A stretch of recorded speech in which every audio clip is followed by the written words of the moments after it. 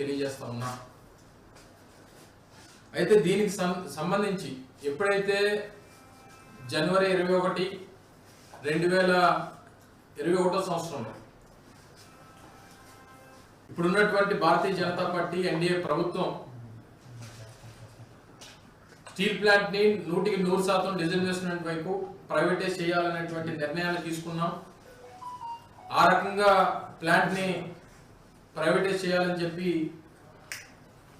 ప్రభుత్వం నిర్ణయం తీసుకుందని చెప్పి ప్రకటన చేసిన తర్వాత అనేక సందర్భాల్లో వైఎస్ఆర్ కాంగ్రెస్ పార్టీ ప్రభుత్వంలో ఉండి జగన్మోహన్ రెడ్డి గారు ముఖ్యమంత్రిగా దాన్ని తీవ్రంగా వ్యతిరేకిస్తూ ఎట్టి పరిస్థితుల్లో ఈ ప్రాంతం ఆంధ్ర రాష్ట్ర ప్రజల తాలూకా సెంటిమెంట్ అయినటువంటి విశాఖపట్నం స్టీల్ ప్లాంట్ని ప్రైవేటైజ్ చేయడానికి వీల్లేదు అని చెప్పి దాన్ని వ్యతిరేకించినటువంటి సందర్భాలను కూడా ఈ సందర్భంగా గుర్తు చేస్తూ ఉన్నాం. అంటే వారు అధికారంలోకి వచ్చి కూటమి ప్రభుత్వం అధికారంలోకి వచ్చి 7 మాసాలే అవుతూ ఉంది. కానీ జరుగుతున్నటువంటి పోరాటం 4 సంవత్సరాలుగా జరుగుతూ ఉంది. అంటే 3.5 సంవత్సరాలు వైఎస్ఆర్ కాంగ్రెస్ పార్టీ అధికారంలో ఉండగా ఈ పోరాటాన్ని ముందు తీసుకెళ్ళింది. పోరాటం చేస్తున్నటువంటి కార్మిక సంఘాలకి అండగా నిలబడింది. అన్ని రకాలుగా కూడా ప్లాంట్లో పనిచేస్తున్నటువంటి కార్మికులకి ప్లాంట్ని కాపాడేటువంటి బాధ్యత ఆ రోజు ప్రభుత్వంలో ఉన్నటువంటి జగన్మోహన్ రెడ్డి గారు ముఖ్యమంత్రిగా తీసుకున్నటువంటి సందర్భాన్ని కూడా ఈ సందర్భంగా మీ ద్వారా ప్రజలకు తెలియజేస్తూ ఉన్నాం. ఇది మేం చెప్పినటువంటి మాట కాదు. నిన్న కేంద్ర మంత్రి కుమారస్వామి గారు వారు ఇచ్చినటువంటి ప్రెస్ బ్రీఫింగ్లో 2018, 19, 2021, 22, 2021 2 సంవత్సరాలు కూడా స్టీల్ ప్లాంట్ లాభాల్లోకి వచ్చింది. 930 కోట్ల రూపాయలు 2020, 2021 సంవత్సరంలో లాభాలు ఆర్జించింది విశాఖపట్నం స్టీల్ ప్లాంట్. 2021 జనవరి 21వ తారీఖున దీన్ని ప్రైవేటైజ్ చేయాలని చెప్పి ఆ రోజు ప్రభుత్వం నిర్ణయం తీసుకుంది. తీసుకున్నటువంటి నిర్ణయాన్ని ఏదైతే స్టీల్ ప్లాంట్కి సంబంధించినటువంటి డిజిన్వెస్ట్మెంట్ కోసం తీసుకున్నటువంటి నిర్ణయాన్ని అప్పుడున్నటువంటి ప్రభుత్వం తీవ్రంగా వ్యతిరేకించింది. వ్యతిరేకించి అదే సంవత్సరం మార్చిలో జరిగినటువంటి శాసనసభ సమావేశాల్లో ఎట్టి పరిస్థితుల్లో విశాఖపట్నం స్టీల్ ప్లాంట్ ప్రైవేటైజ్ చేయడానికి వీల్లేదు అని చెప్పి శాసనసభ కూడా ఒక తీర్మానం చేసి పంపించింది అనేటువంటి విషయాన్ని కూడా వారు మాట్లాడినప్పుడు చెప్పడం జరిగింది. మీరు అందరూ కూడా చూస్తున్నారు. ఆ రోజు జరిగినటువంటి శాసనసభలో జరిగినటువంటి చర్చలో కూడా అప్పుడున్నటువంటి మా పరిశ్రమల శాఖ మంత్రి గౌతమ్ రెడ్డి గారు ఆ తీర్మానాన్ని ప్రవేశపెడితే ఆ తీర్మానాన్ని బలపరుస్తూ మాట్లాడినటువంటి అవకాశం కూడా ఆ రోజు శాసనసభలో నేనే దాన్ని బలపరుస్తూ మాట్లాడడం, దాని తర్వాత శాసనసభ దాన్ని ఆమోదించినటువంటి ఆ తీర్మానాన్ని కేంద్ర ప్రభుత్వానికి పంపించి ఇది రాష్ట్ర ప్రజల తాలూకా ఉద్దేశం, రాష్ట్ర శాసనసభ రాష్ట్ర ప్రజలు 5 కోట్ల మంది ప్రజల తాలూకా ఉద్దేశం ప్రైవేటైజ్ చేయడానికి వీల్లేదు అని చెప్పి ఏదైతే చెప్పినటువంటి దాని ప్రకారం ఆ రోజు నుంచి ఆ పూర్తి స్థాయి ఒత్తిడి మాకు ఆ రోజు ప్రభుత్వం నుంచి ఉంది అనేటువంటి విషయాన్ని కూడా నిన్న కుమారస్వామి గారు వారి మాటల్లో చెప్పినటువంటి విషయాన్ని మరొకసారి గుర్తు చేస్తూ ఉన్నాం. అయితే ఇంతమంది ప్రాణత్యాగాలతో స్టీల్ ప్లాంట్ని ఆ రోజు ఏర్పాటు చేసుకున్నప్పుడు జరిగినటువంటి పోరాటంలో చేసినటువంటి ప్రాణత్యాగాలు, ఈ ప్రాంత ప్రజల తాలూకా సెంటిమెంటు, ఇంత పెద్ద ఎత్తున జరుగుతున్నటువంటి ఈ పోరాటంలో ఏదైతే ప్లాంట్ కార్మికులు కానీ లేదా ఈ ప్రాంత ప్రజలు కానీ అందరూ ఏదైతే కోరుకున్నారో, ఏదైతే ఆశించారో 7.2 మిలియన్ టన్ కెపాసిటీ ఉన్నటువంటి ప్లాంట్ ఈరోజు కేవలం 4.1, 4.2 మిలియన్ టన్ కెపాసిటీతో ఈరోజు పనిచేస్తూ ఉంది. 20,000 మంది కార్మికులు ఉండాల్సినటువంటి కెపాసిటీ ఈరోజు కేవలం 12,000, 11,000తో నడుస్తూ ఉంది. ఒక పక్క 11,440 కోట్ల రూపాయలు ప్యాకేజ్ ఇస్తున్నామని చెప్తా ఉన్నారు. గతంలో ఒక 500 కోట్ల రూపాయలు ఒక 4-5 నెలల క్రితం 500 కోట్ల రూపాయలు ప్యాకేజ్ ఇస్తే అది కొంత జీఎస్టీకి వెళ్ళిపోయింది. ప్లాంట్లో ఉన్నటువంటి కార్మికుల తాలూకా పిఎఫ్ డబ్బు కానీ లేదా థ్రిఫ్ట్ సొసైటీకి సంబంధించినటువంటి డబ్బు కానీ ఇదొక 1100 కోట్ల రూపాయలు ఉంటే దీన్ని బ్యాంకులకు చెల్లించేటువంటి కార్యక్రమం చేశారు. నాకున్నటువంటి సమాచారం మేరకు ఈ 1100 కార్మికులకు సంబంధించినటువంటి డబ్బు కానీ లేదా గతంలో ఒక 500 కోట్ల రూపాయలు ఇచ్చినటువంటి 1600 కోట్ల రూపాయలు కూడా ఈ ప్రకటించినటువంటి 11,440 కోట్ల రూపాయల్లో మినహాయించుకొని 9,800 కోట్ల రూపాయలు ప్యాకేజ్ ఇవ్వబోతా ఉన్నారన్నటువంటిది మాకున్నటువంటి సమాచారం. మరి గతంలో ఇంత 1,600 కోట్ల రూపాయలు వచ్చినటువంటి డబ్బు ఇచ్చినప్పుడే మీరు కార్మికులకి గతం నుంచి 3 నెలల నుంచి జీతాలు లేవు, పూర్తి స్థాయి నడవాల్సినటువంటి ప్లాంట్ పూర్తి కెపాసిటీలో నడవట్లేదు. ఈరోజు హౌస్ రెంట్ అలవెన్స్ ఏదైతే ఉందో ఆ అలవెన్స్లు కట్ చేశారు. గత 7 మాసాలుగా కూటమి ప్రభుత్వం అధికారంలోకి వచ్చిన తర్వాత ఈ ప్లాంట్కి జరిగినటువంటి ప్లాంట్ గురించి కానీ ప్లాంట్ ప్రైవేటైజేషన్ విషయంలో దాని మీద ఇవ్వాల్సినటువంటి స్టేట్మెంట్ కానీ లేదా కేంద్ర ప్రభుత్వానికి రాయాల్సినటువంటి లేఖలు కానీ లేదా కేంద్ర ప్రభుత్వం మీద ఒత్తిడి తీసుకొచ్చేటువంటి సందర్భాలు ఉన్నటువంటి సందర్భాల్లో మాట్లాడినటువంటి విషయాలు కానీ ఏ రోజు కూడా లేవు అనేటువంటిది ఈరోజు అర్థమవుతా ఉంది. మరి ఇంత పెద్ద ఎత్తున నిన్న కాక మొన్న 8వ తారీఖున విశాఖపట్నంలోనే పెద్ద సభ జరిగింది. నేరుగా ప్రధానమంత్రి గారు సభకు విచ్చేశారు. అదే సభలో ముఖ్యమంత్రి గారు ఉన్నారు. మరి ఇవన్నీ ఇంత పెద్ద ఎత్తున ఇన్ని లక్షల మంది సమక్షంలో జరిగినటువంటి సభలో ఎందుకు ఈ ప్రకటన చేయలేదు? దీనికి అంటే అనేక అనుమానాలకి ఇదంతా కూడా తావిస్తూ ఉంది. ఎందుకు చేయలేదు? ఒకవేళ నిజంగా మీకు ప్రధానమంత్రి మోడీ గారన్నా లేదా రాష్ట్ర ముఖ్యమంత్రి చంద్రబాబు నాయుడు గారన్నా వీరంతా కూడా రాజకీయ నాయకులు, రాజకీయాల్లో ఆరితేరినటువంటి వాళ్ళు. దీని నుంచి నిజంగా రాజకీయంగా లబ్ధి పొందుదాం అన్నటువంటి ప్రయత్నం ఆలోచన ఉండుంటే ఎందుకు ఆ ప్రకటన ఆ రోజు 8వ తారీఖున చేయలేదు? మీరు ఇప్పుడు ఇస్తున్నటువంటి ఈ ప్యాకేజీకి వెనక ఉన్నటువంటి మతలబ్ ఏంటి? సరే, ఇందాక నేను చెప్పినట్టు ఇదేదో వెంటిలేటర్ మీద ఉన్నటువంటి పేషెంట్కి ఆక్సిజన్ అందించినట్టు అవుతుంది, అందులో ఏ రకమైనటువంటి అనుమానం లేదు. ఏదో వేడి నీళ్ళలో చల్లనీళ్ళ పనికొస్తుంది. ఈరోజు ప్లాంట్ మీద ఉన్నటువంటి లోన్స్ ఆల్మోస్ట్ 25,000 కోట్ల రూపాయల లోన్స్ ఉన్నాయి. ఈరోజు ప్లాంట్ని నడపాలంటే క్యాపిటల్ ఎక్స్పెండిచర్ కావాలి. నిన్న వారు విడుదల చేసినటువంటి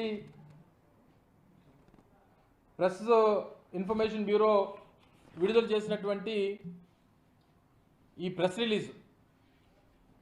రిలీజ్లో ఉన్నటువంటి ఈ 4 పేరాల్లో ఎంతైతే ఇవ్వబోతా ఉన్నామో 11,440 కోట్ల రూపాయలు, ఇందులో 10,300 కోట్ల రూపాయలు ఈక్విటీ కింద ఇస్తాం అండ్ ప్రిఫరెన్షియల్ షేర్ క్యాపిటల్ కింద 1,140 కోట్ల రూపాయలు ఇస్తామన్నటువంటిది మెన్షన్ చేశారు. గతంలో కూడా రాజశేఖర రెడ్డి గారు ముఖ్యమంత్రిగా ఉన్నప్పుడు ఒక 5,000 కోట్ల రూపాయలు ఈ ప్రిఫరెన్షియల్ షేర్ క్యాపిటల్ కింద అప్పట్లో ఇవ్వడం జరిగింది. గతంలో పివి నరసింహరావు గారు ప్రధానమంత్రిగా ఉన్నప్పుడు ఒక 2,000 కోట్ల రూపాయలు ప్రిఫరెన్షియల్ షేర్ క్యాపిటల్కి ఇవ్వడం జరిగింది. ఇవన్నీ కూడా ప్రిఫరెన్షియల్ షేర్ క్యాపిటల్స్ అనేటువంటిది గతంలో అనేక సందర్భాల్లో అనేక ప్రభుత్వాలు ఇచ్చినప్పుడు, గతంలో వాజ్పేయి గారు ఉన్నప్పుడు ఒక 1,300 కోట్ల రూపాయలు అంతా ఇవ్వడం జరిగింది. ఇవి ఇవ్వడం 10 ఏళ్ళ తర్వాత 5 ఏళ్ళ తర్వాత దాన్ని తిరిగి కట్టేసేటువంటి బాధ్యత, మళ్ళీ ప్లాంట్ తీసుకొని మళ్ళీ తిరిగి కట్టేసేటువంటి బాధ్యత తీసుకునేవి. అయితే ఈ ఇచ్చేటువంటి ఈ క్రమంలో ఇందులో వీరు ఏం మెన్షన్ చేశారంటే,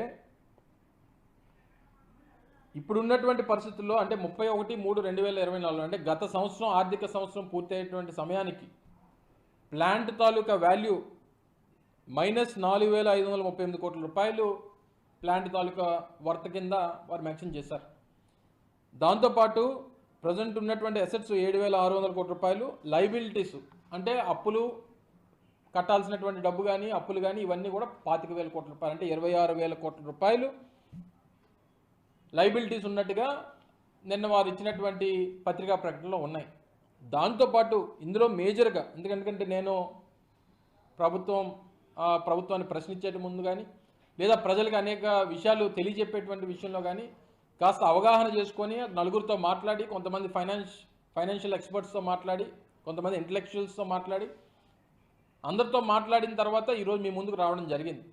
వారు చెప్పినటువంటి ప్రధానమైనటువంటి అంశం ఏంటంటే, RINL also defaulted on the capex loan repayments and interest payments in June 2024.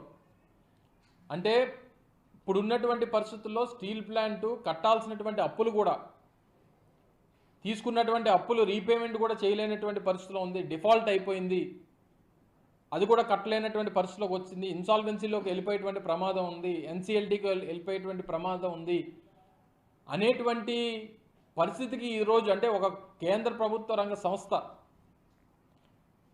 దేశంలోనే అత్యంత ఉన్నతమైనటువంటి పేరుగాంచినటువంటి RINL ఈరోజు ఈ పరిస్థితికి వెళ్ళిపోతే రేపు దేశంలో మిగిలినటువంటి పరిశ్రమలు కానీ, లేదా దేశంలో ఒక కేంద్ర ప్రభుత్వ రంగ సంస్థ ఈరోజు ఈ పరిస్థితికి వెళ్ళిపోతే రేపు దేశం తాలూకా ఇమేజ్ బ్యాంకులో దీంట్లో కానీ, లేదా ఇతర దేశాల విషయంలో కానీ కేంద్ర ప్రభుత్వ రంగ సంస్థలనే కాపాడలేనటువంటి పరిస్థితిలో దేశం ఉంది, భారతదేశం ఉంది అనేటువంటి పరిస్థితి ఎక్కడ వస్తుంది అనేటువంటి ఉద్దేశంతో మేము ఈ రివైవల్ ప్యాకేజ్ ఇస్తున్నట్టుగా ప్రకటన అర్థమవుతా ఉంది అనేటువంటిది కొంతమంది ఫైనాన్షియల్ ఎక్స్పర్ట్స్ చెప్పేటువంటి అంశం. సో దీని ప్రకారం ఒకవేళ మీరు కాపాడాలన్నటువంటి ఉద్దేశం ఉండుంటే సరే, ఈ ప్రకటనలతో పాటు ఏదైతే సెంటిమెంట్గా ఉన్నటువంటి ప్రైవేటైజేషన్ ఇష్యూ ఏదైతే ఉందో దాని మీద ఎక్కడ కూడా ప్రకటన చేయలే. ప్రైవేటైజ్ చేయబోమని కానీ, లేదా ప్రైవేటైజేషన్ చేసినటువంటి ప్రకటన వెనక్కి తీసుకుంటున్నాం అనేటువంటి విషయాన్ని కానీ, లేదా రానటువంటి కాలంలో ఆ తాలూకా ఆలోచనని పూర్తిగా దాన్ని ఆపేస్తున్నాం అనేటువంటి విషయం కానీ ఎక్కడ కూడా మీరు ప్రకటన చేయలేదు. అనేక అనుమానాలు తావిస్తూ ఉంది.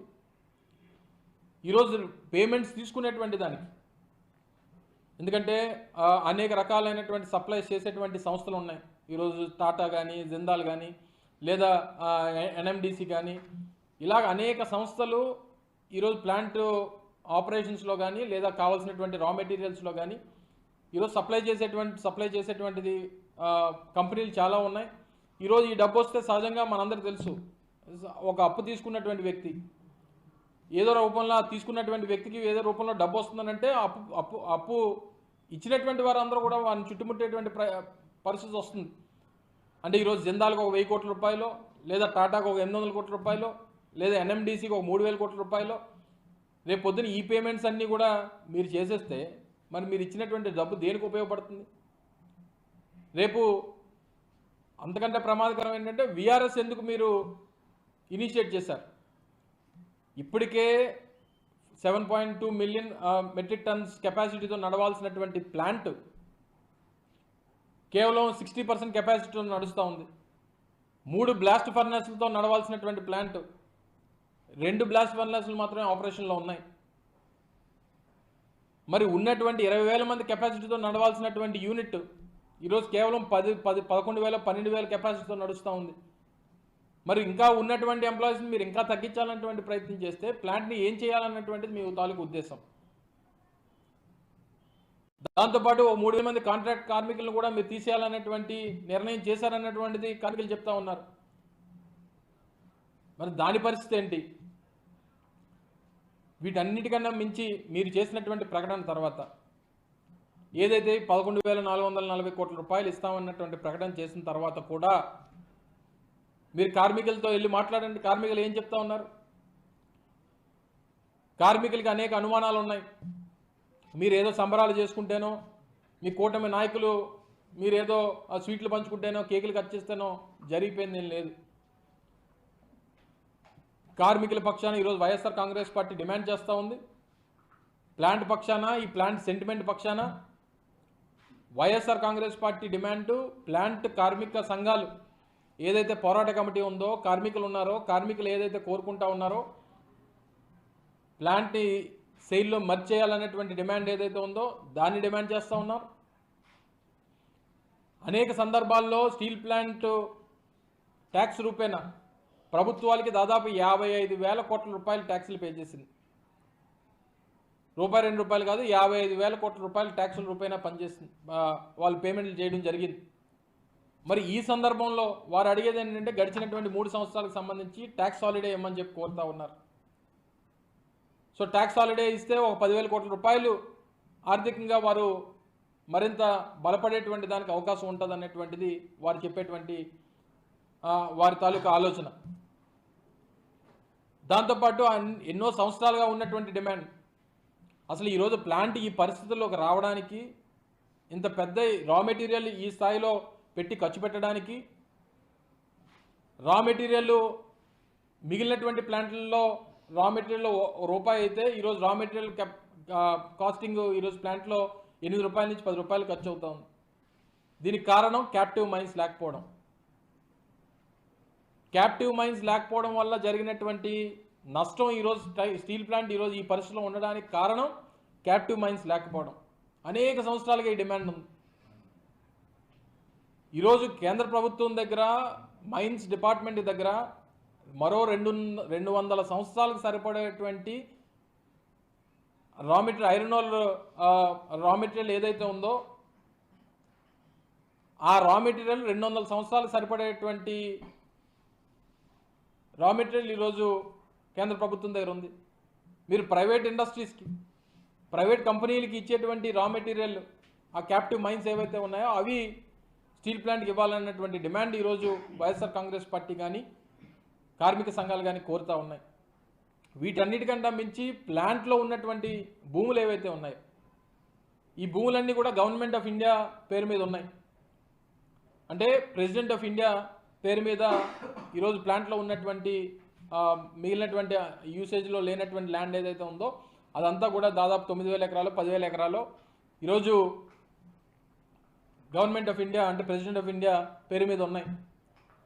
సో ప్లాంట్ డిమాండ్, ప్లాంట్లో కార్మికులు కానీ ప్రజలు కానీ వైఎస్ఆర్ కాంగ్రెస్ పార్టీ కానీ డిమాండ్ చేసేది ఏంటంటే ఆ గవర్నమెంట్ ఆఫ్ ఇండియా పేరిటే ఉన్నటువంటి ల్యాండ్ దాన్ని స్టీల్ ప్లాంట్ RINL పేరు మీదకి దాన్ని మార్చాలనేటువంటిది వైఎస్ఆర్ కాంగ్రెస్ పార్టీ కానీ కార్మికులు కానీ డిమాండ్ చేస్తూ ఉన్నారు. దానికి కారణం ఏదైతే ఇందాక చెప్పినట్టు నెట్వర్త్ ఏదైతే -4,600 కోట్ల రూపాయలు నెట్వర్త్ ఏదైతే ఈరోజు ప్లాంట్ ఉందో, ల్యాండ్ ఒకసారి కన్వర్షన్ ప్లాంట్ పేరు మీద మారితే అది 70,000 కోట్ల ప్లస్లోకి వెళ్ళిపోతుంది. 70,000 కోట్ల రూపాయలు ప్లస్లోకి ప్లాంట్ కన్వర్షన్ అయిన తర్వాత ప్లాంట్ వాల్యూ 70,000 కోట్ల ప్లస్కి వెళ్తే ఎవరి దగ్గరికి బతిమాలాల్సినటువంటి పని లేదు. అనేక ఫైనాన్షియల్ ఇన్స్టిట్యూషన్స్ ఫండింగ్ చేస్తాయి. అనేక రకాలుగా దాని నుంచి బయటపడేటువంటి అవకాశం ఈరోజు ప్లాంట్కి వస్తుంది.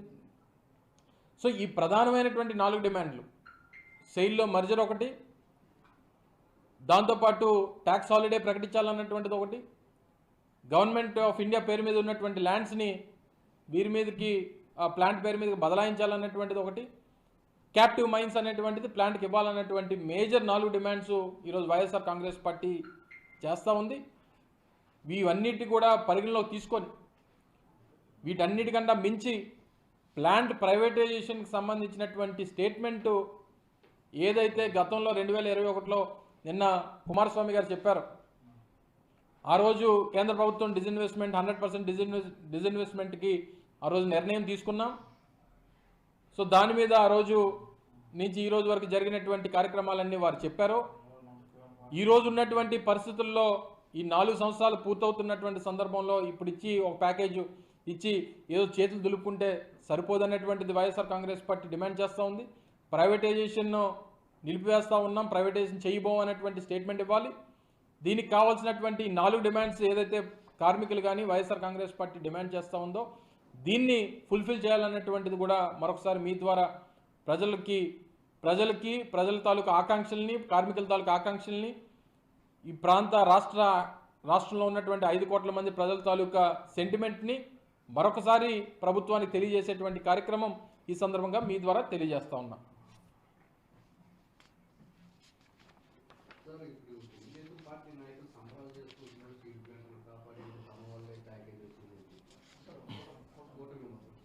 సరే ఏది ఎవరు సంబరాలు చేసుకుంటారు అనేటువంటిది పక్కన పెడితే ఎండ్ ఆఫ్ ద డే చివరికి ప్లాంట్ ప్రైవేటైజేషన్ అనేటువంటిది జరగకూడదు.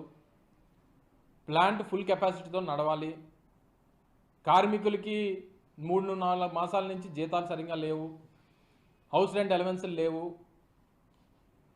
వాళ్ళు దాచుకున్నటువంటి PF డబ్బులు, థ్రిఫ్ట్ సొసైటీకి సంబంధించినటువంటి డబ్బులు ప్లాంట్ వాడేసింది. దీని అంతటికీ కూడా ఇదే కూటమి ప్రభుత్వం, ఎందుకంటే హౌస్ రెంట్ అలవెన్స్లు ఆపేసినటువంటిది కూటమి ప్రభుత్వం వచ్చిన తర్వాత. జీతాలు సరిగ్గా ఇవ్వకపోవడం కూటమి ప్రభుత్వం వచ్చిన తర్వాత, థ్రిఫ్ట్ సొసైటీ పిఎఫ్ డబ్బులు వాడేసింది కూటమి ప్రభుత్వం వచ్చిన తర్వాత. ఇవన్నీ చేసినటువంటి ఈ ప్రభుత్వం ఈరోజు ఏ రకంగా సంబరాలు చేసుకుంటుంది, ఏ రకంగా ఒక కాన్ఫిడెన్స్ అనేటువంటిది కార్మికులకి ఇస్తుంది అనేటువంటి దానికి కూడా సమాధానం చెప్పాలి.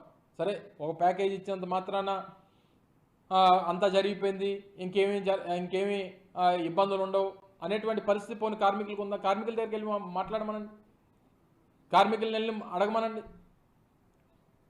సో గతంలో ఈ ప్యాకేజీలు అనేటువంటివి అనేక సందర్భాల్లో అనేక ప్రభుత్వాలు ఇచ్చాయి. కానీ ఇప్పుడున్నటువంటి పరిస్థితుల్లో 26,000 కోట్ల రూపాయలు అప్పులు ఉన్నటువంటి ప్లాంటు, క్యాప్టివ్ మైన్స్ లేక, కావాల్సినటువంటి వర్క్ ఫోర్స్ లేక, ఉన్నటువంటి వర్క్ ఫోర్స్ని తగ్గించేటువంటి ప్రయత్నంలో ప్రభుత్వం ఉండగా, రీపేమెంట్ చేయాల్సినటువంటి సంస్థలు అనేక సంస్థలు ఉండగా, అసలు వచ్చినటువంటి డబ్బు ఏం చేస్తారు, ఎవరికి ఇస్తారు, దేనికి ఖర్చు పెడతారు అనేటువంటి దాని మీద క్లారిటీ లేక, ఇన్ని అనుమానాలు, ఇన్ని క్వశ్చన్ మార్క్స్ ఉండగా మరి వాళ్ళు దేనికి సంబరాలు చేసుకుంటున్నారు అనేటువంటిది అర్థం కావట్లేదు. సరే, let us wait and see. ఇందాక నేను చెప్పినట్టు, కాకపోతే ఇచ్చినటువంటి డబ్బు వెంటిలేటర్ మీద ఉన్నటువంటి పేషెంట్కి ఏదో ఆక్సిజన్ అందించినట్టుగా, ఏదో వేడి నీళ్ళలో చల్లనీళ్ళగా ఉపయోగపడతాయి అనేటువంటి దాంట్లో ఏ రకమైనటువంటి అనుమానం లేదు. కానీ దేనికి ఉపయోగపడతాయి, ఎందుకు ఉపయోగపడతాయి, ఏ రకంగా ఉపయోగపడతాయి, ఎవరికి ఉపయోగపడతాయి అనేటువంటి దాని మీద ఇంకా క్లారిటీ రావాల్సినటువంటి అవసరం ఉంది. వారు ఇచ్చినటువంటి నిన్న ఈ పిఐబి ఇచ్చినటువంటి స్టేట్మెంట్లో కూడా అనేక రకాలైనటువంటి అనుమానాలు. ఎందుకంటే ప్లాంట్ ఎన్సిఎల్టీకో లేకపోతే ఇన్సాల్వెన్సీకో వెళ్ళిపోయేటువంటి పరిస్థితుల్లో మేము ఈ ప్యాకేజ్ ఇస్తున్నాం అనేటువంటి మాట వారు చెప్పిన తర్వాత, సో దీని మీద అనేక రకాలైనటువంటి అనుమానాలు ఉన్నాయి. రెండోది, ఒకవేళ నిజంగా ఈ ప్రకటన ద్వారా దానికి మంచే జరుగుతుందనేటువంటి పరిస్థితి ఉండుంటే, రాజకీయంగా దీన్ని వాడుకునేటువంటి ప్రయత్నం మన 8వ తారీఖు ప్రధానమంత్రి గారు విశాఖపట్నం వచ్చినప్పుడే ప్రకటన చేయాలి కదా. లేదా ఇదే రాష్ట్ర ముఖ్యమంత్రి గారు చంద్రబాబు నాయుడు గారు స్టేజ్ మీద అడగాలి కదా.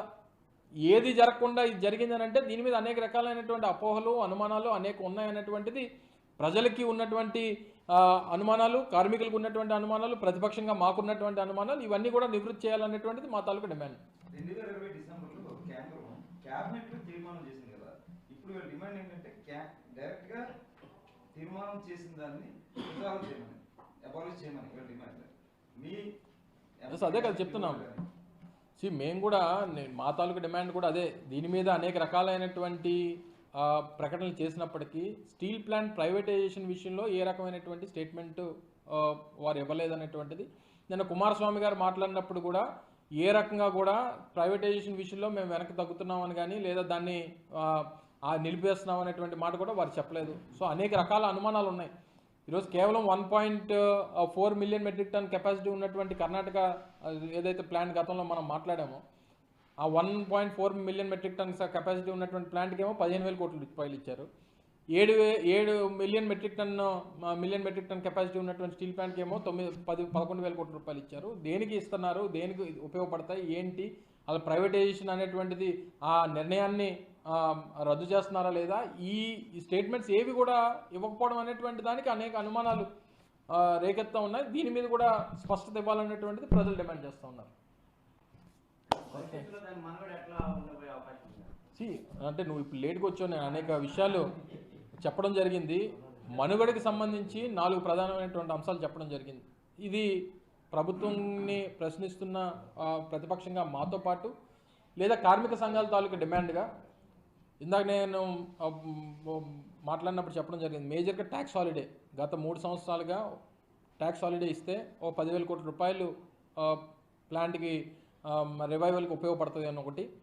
2, ప్రభుత్వం పేరు, కేంద్ర ప్రభుత్వం పేరు మీద ఉన్నటువంటి ల్యాండ్స్.